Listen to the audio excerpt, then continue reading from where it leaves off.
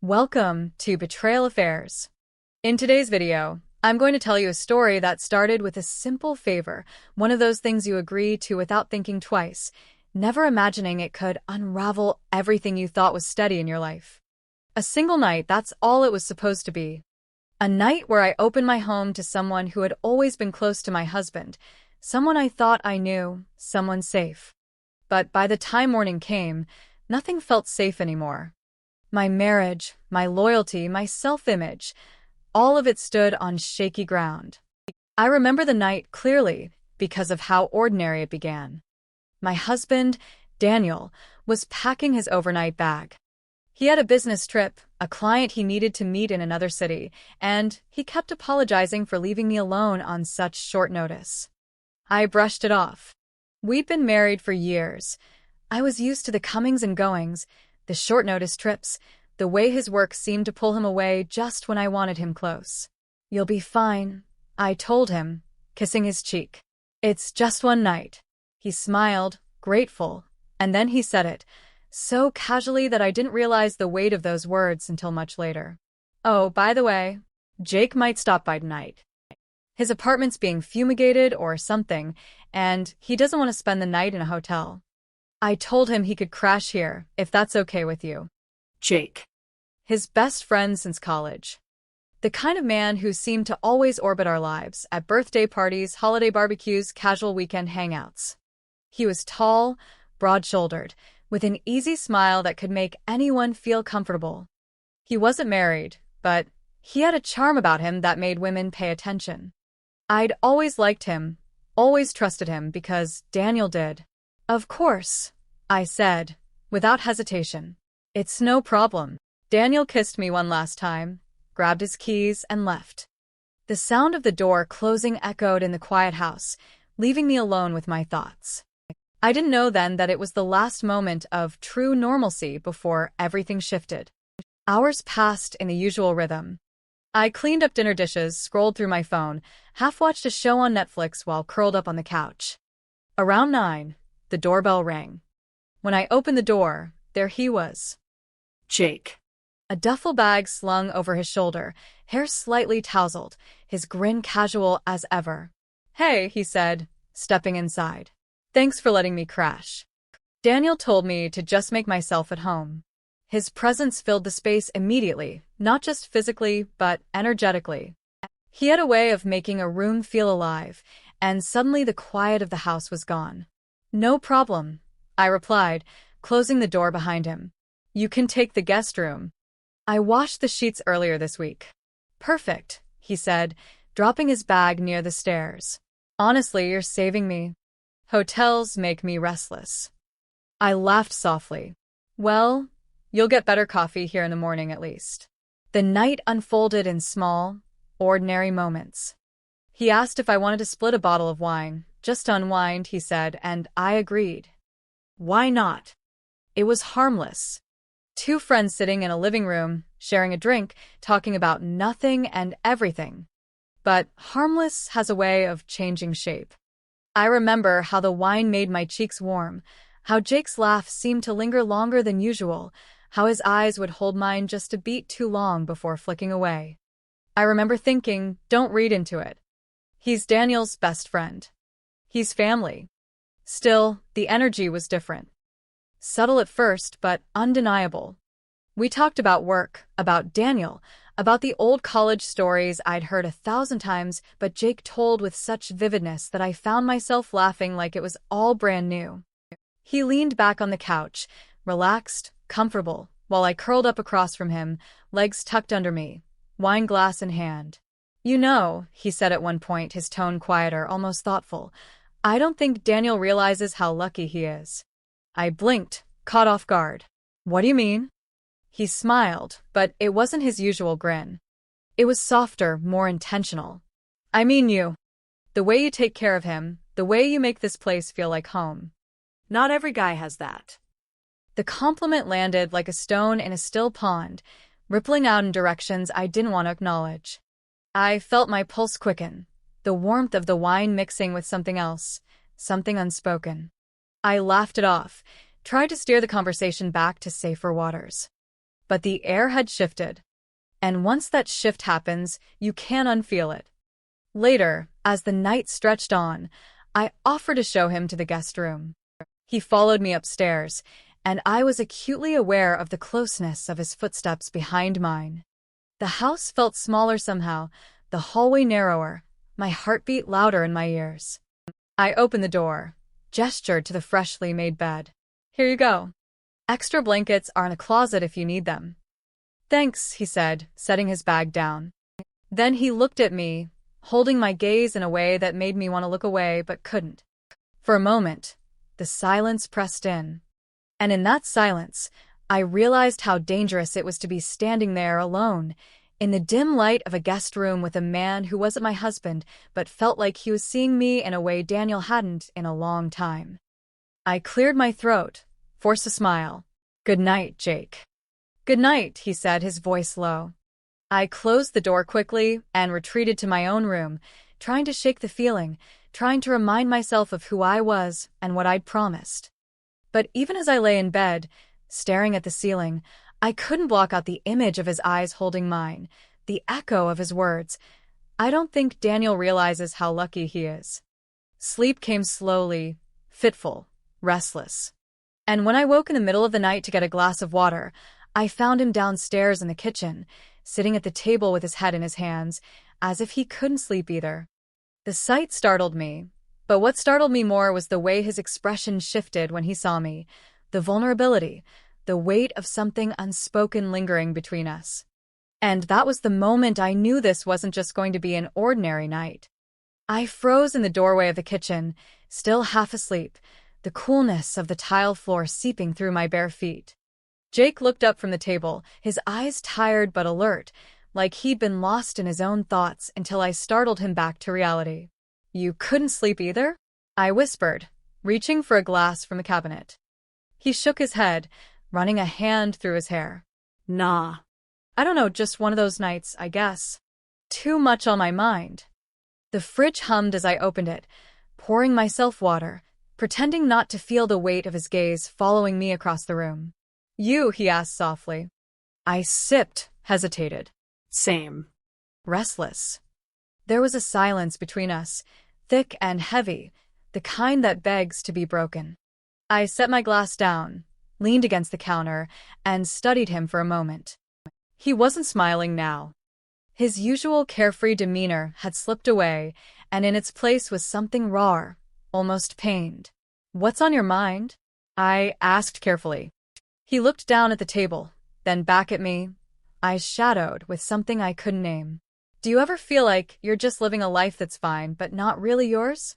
Like you're doing all the right things, but something's still missing?" The question pierced me.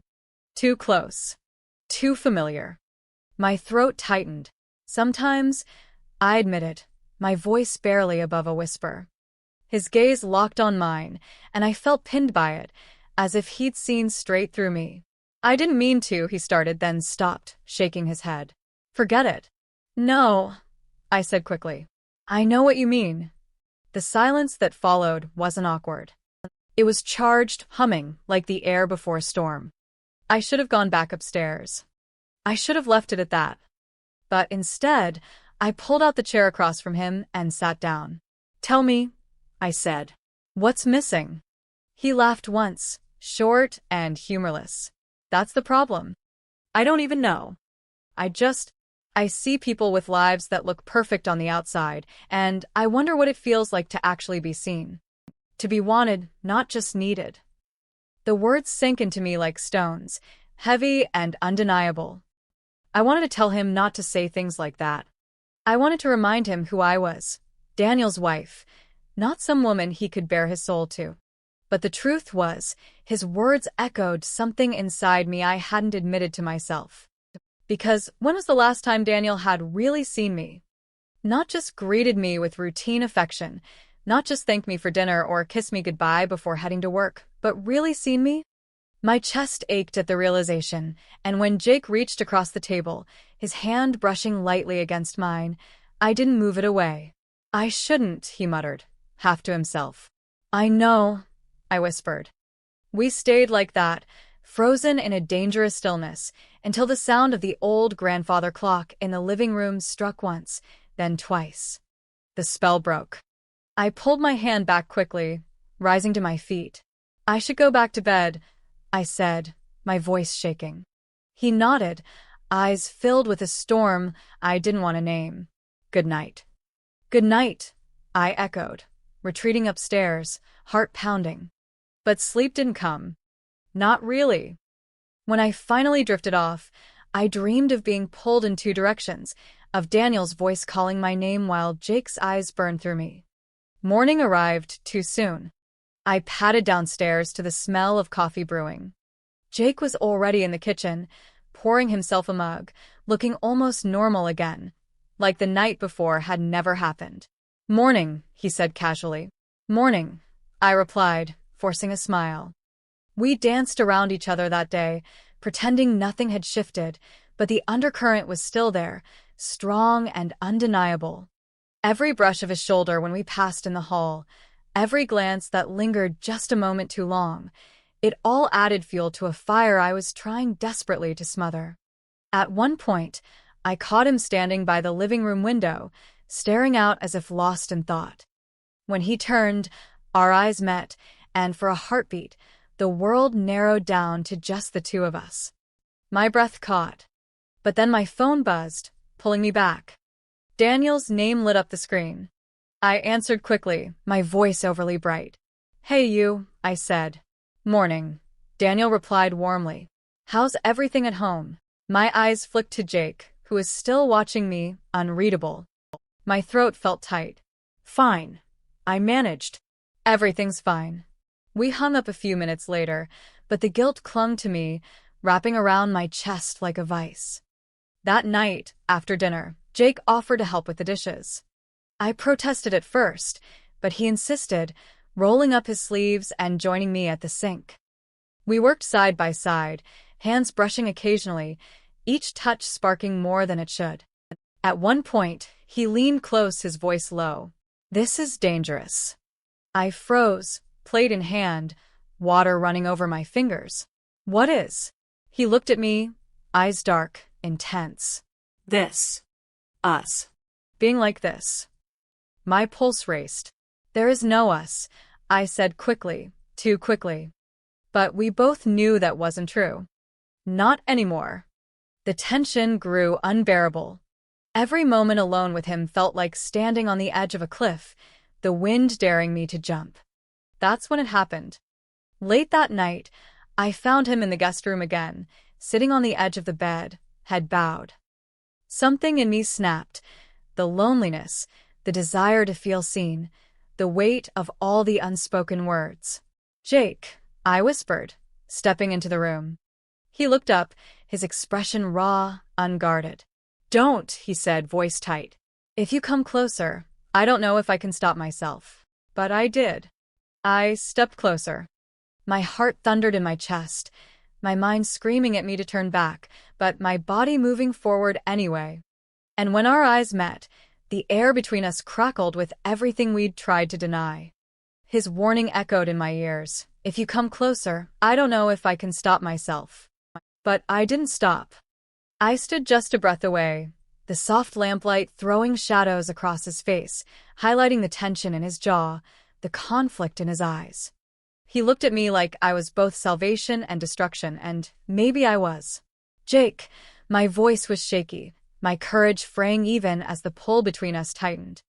He exhaled slowly, like he was fighting some invisible battle.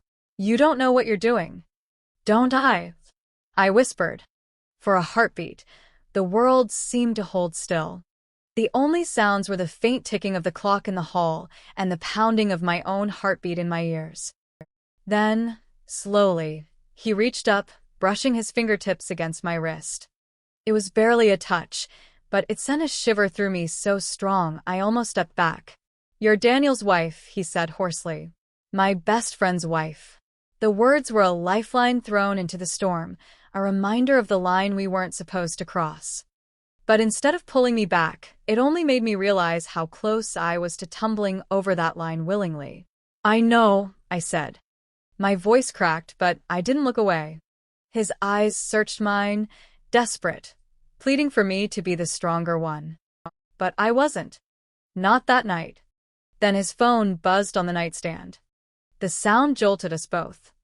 He tore his hand away like he'd been burned, grabbing the phone, glancing at the screen. "It's Daniel," he said, his voice breaking. I slid through my veins. I stepped back instantly, my body trembling as though I'd been caught already. Jake answered quickly, forcing his tone back to normal. "Hey, man.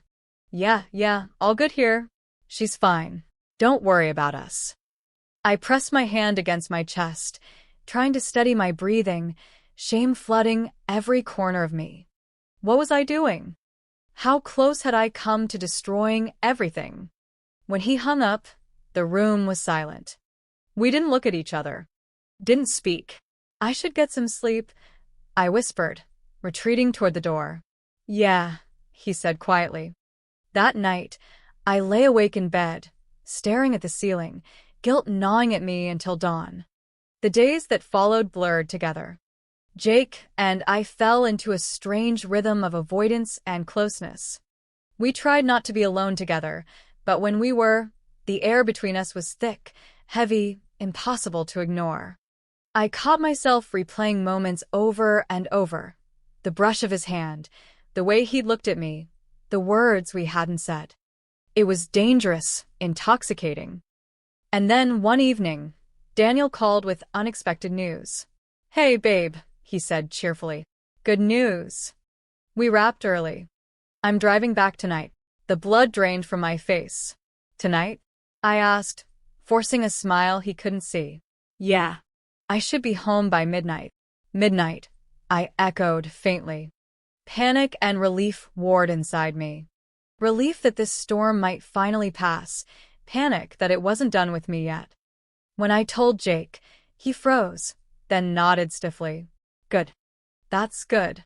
He'll be glad to be home." "Yeah," I said, my throat tight. But later that night, as we moved quietly through the house, a storm broke between us anyway. I found him in the kitchen, packing up his things, stuffing clothes into a duffel bag like he couldn't get out fast enough. "You don't have to leave tonight," I said quickly. "It's late. You can wait until morning." He shook his head, his jaw tight. "It's better this way."